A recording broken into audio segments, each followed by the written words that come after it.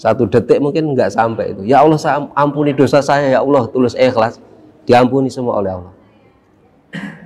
Makanya di dalam rapat itu akhirnya diformulasikan taktik atau senjata pamungkas dari setan. Apa itu? Anak Adam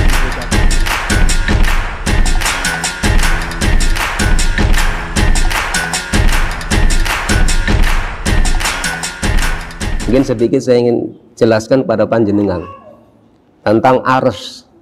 Ars itu para jamaah adalah makhluk Allah yang paling puncak dari makhluknya Allah itu adalah ars.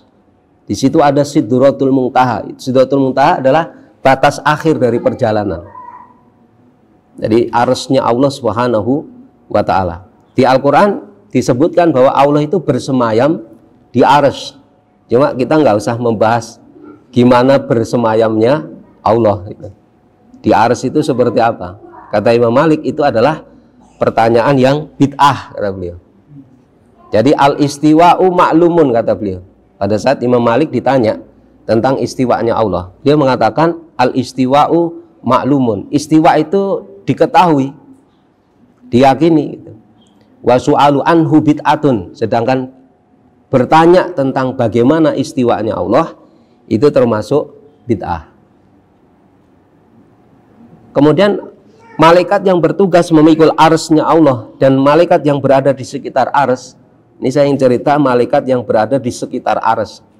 Dijelaskan oleh Imam Qurtubi, seorang ulama besar dari mazhab Maliki.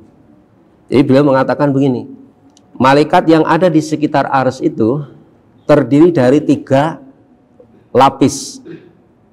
Lapis pertama itu dihuni oleh 70.000 sof, bukan 70.000 malaikat, 70.000 sof malaikat.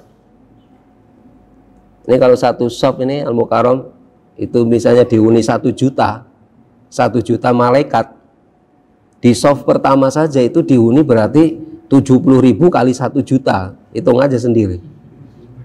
Banyak itu, bukan hanya banyak. Dan mereka bertasbih memuji pada Allah dengan suara yang pelan. Dijelaskan dalam tafsir Qurtubi. Kemudian lapis yang kedua itu dihuni oleh 70.000 sof juga malaikat. Ini tapi dikirnya suaranya agak kenceng. Kemudian lapis yang ketiga itu dihuni oleh 100.000 sof malaikat. Yang ini dikirnya masing-masing beda. Malaikat satu dengan yang lain. Dikir bertasbih memuji Allah itu dengan tasbih dan dikir yang berbeda. Coba kita bayangkan para jamaah ya, kalau kita didoakan oleh malaikat-malaikat seperti itu, tentu hidup kita juga akan semakin mudah.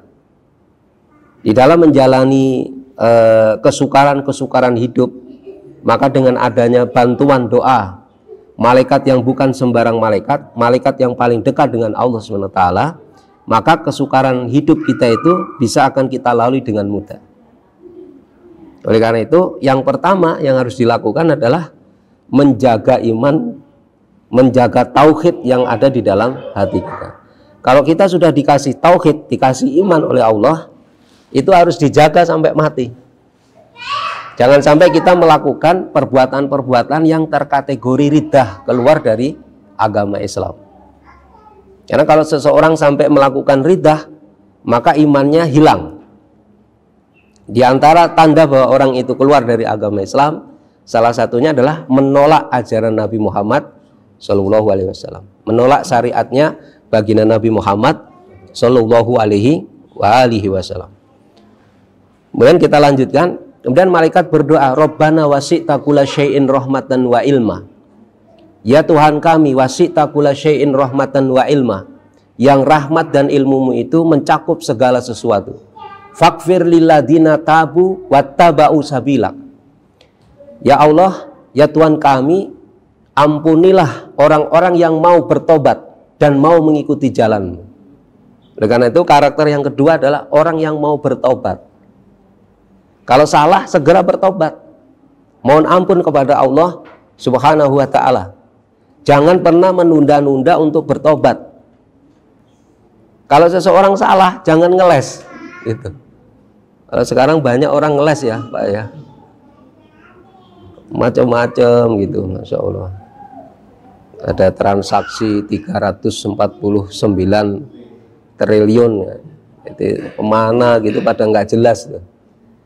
Ya kalau salah segera bertobat. Salah satu bentuk bahwa orang itu mau bertobat adalah mengakui kesalahannya. Bertobat itu bukan persoalan ringan sebetulnya, para jamaah yang dirahmati Allah. Sama seperti orang yang kalau ingin memenuhi batasan-batasan iman tadi. Tobat itu sesungguhnya adalah perkara yang sangat-sangat sulit.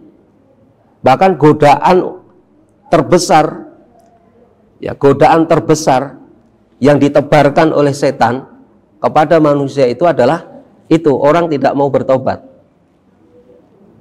Karena itu senjata terakhirnya setan. Jadi kalau di banyak kitab-kitab itu dijelaskan begini, para jamaah yang dirahmati Allah.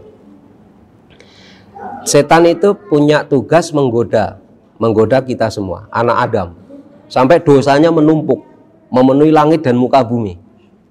Tapi setan masih khawatir. Karena apa? Karena kalau anak Adam itu mau bertobat, seluruh dosanya akan diampuni oleh Allah. Dan disebutkan di Al-Quran, innallaha yaghfirudz dzunuba jami'an. Sungguhnya Allah itu mengampuni dosa seluruhnya. Ya ayyuhalladzina amanu tubu ilallah taubatan nasuha. Nah, jadi taubat itu bukan perkara yang mudah gitu ya. Itu sangat sulit. Mengapa sulit? Karena orang yang tidak mau bertobat itu adalah hakikatnya orang yang sudah kena senjata pamungkas dari setan. Makanya dulu waktu turun firman Allah, ya ayyuhalladzina amanu tubu ilallah taubatan nasuha. Terus kemudian tadi turun firman Allah Subhanahu wa taala, sungguhnya Allah itu mengampuni semua dosa.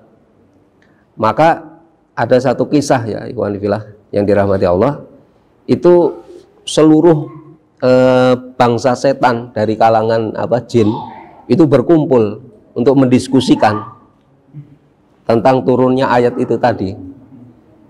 Jadi yang ketuanya bilang begini, wah ini kita mengalami kecelakaan yang sangat besar ini. Mengapa begitu? Karena sekarang ini turun berita dari langit, ya, turun berita dari langit, kalau ada anak Adam yang dosanya banyak, tapi dia mau bertobat, maka dosanya akan diampuni oleh Allah. Sia-sia berarti amal perbuatan kita selama ini.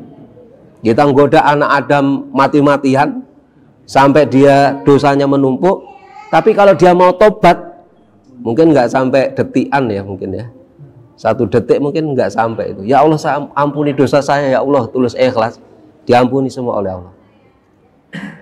Makanya di dalam rapat itu akhirnya diformulasikan taktik atau senjata pamungkas dari setan.